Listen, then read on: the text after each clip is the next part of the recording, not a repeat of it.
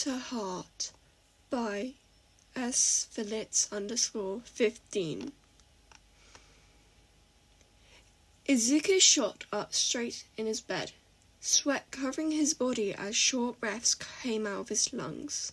Fuck. It happened again, like every night. Memories of the war, flashing lights, injured classmates, destruction, and the worst of all, his best friend's dead body right in front of him. No matter how badly he wanted this image gone, it always came back. His pale-looking skin, the dead eyes, blood all over his body and his unmoving chest. Izuku has felt scared a lot of the time, at the USJ, in Kamino, or when he saved Eri, but this had been something else.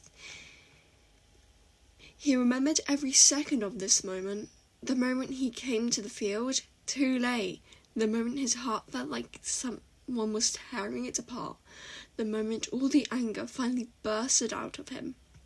He remembered and he couldn't forget. What if he had been there earlier?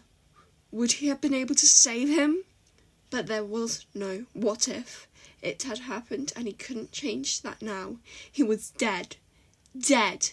The word sounded heavy in his mind. Dead, dead, dead.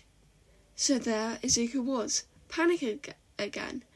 His mind was only with one person right now, the person whose corpse was engraved in his memories. No! He was fine. He's alive and well. He's completely fine. Most likely sleeping right now, breathing and alive. Right?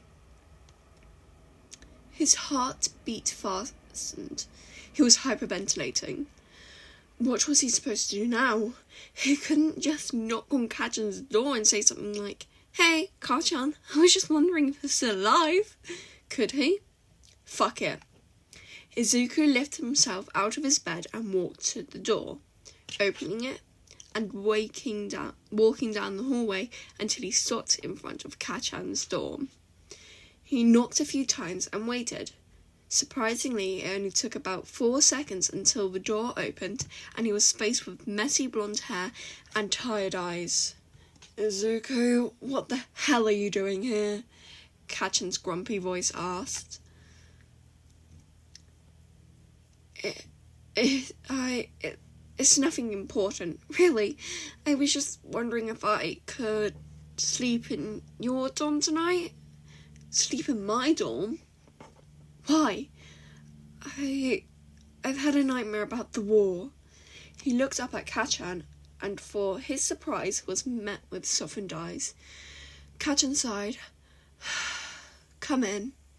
Izuku smiled at him for a quick moment and then walked into the dorm, following Kachan over to his bed. He turns around in the room, thinking for something he could sleep on. He was cut off by Kachan. "Just sleep in the damn bed with me." "Oh, okay." Izuku crawled under the covers, which were so comfy he could sleep in them for a century. A moment of silence passed. Izuku cut the uncomfortable silence by saying, "I hope I didn't wake you or anything." Kachan just shook his head. "Nah, I was awake. Couldn't sleep well. As well."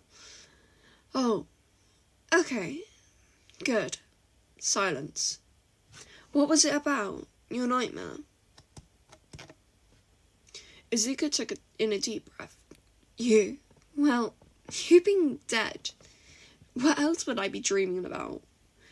Kachan let an amused chuckle and turned his head to Izuku. His eyes wandered over Izuku's face, from his eyes to his cheek to his nose, his lips, and then up to his eyes again. "I'm having trouble sleeping since the war," he confessed, ruby eyes looking Izuku straight into his soul. At least that's what it felt like. Ruby that burned like flames in his body and made him feel a strange feeling in his stomach. "Oh, why do you think that is?" Izuku only answered. I don't know. I just keep seeing all the destruction and pain it left. all the injured people, and as soon as I close my eyes, my body does some weird shit. I don't even know why, but it feels like my body forgets how to breathe and function at all. Could I somehow help you with that? Bakugo thought for a moment and then shrugged. Izuku thought as well, and maybe this was a weird idea, but let me try something. Izuku slowly leaned closer to Kacchan and laid his head on his chest and wrapped his arms around his torso. Kacchan seemed surprised by that, but made no attempt to push him away. How would that help? When you close your eyes, just focus on my touch. Remember that you're still here and not there. Kacchan let his eyes fall shut and focus. He felt Izuku's head and arms on his body. He was safe in his room with Izuku. Izuku, on the other hand, listened. He listened to the steady beat of his heart. He's alive, safe, in his arms. Everything was okay. How did you feel? Izuku asked after a while. Good, Kacchan, with a sleepy voice, answered. How about you? Good? I hear your heart beating. That really calms me down. Izuku felt lost in this moment. He wanted to stay like this forever. He was close to falling asleep as he suddenly felt Kacchan's hand in his hair, the soft touch of his palm and fingers running through his curls. Yeah, he could stay like this forever. Hope you guys enjoyed. This was the author's first ever fanfic, and they were writing this on a school trip, so it was really good. Their also first language isn't English, so if there was any writing or grammar or me like pausing for a second, that's why. Yeah, I hope you enjoyed.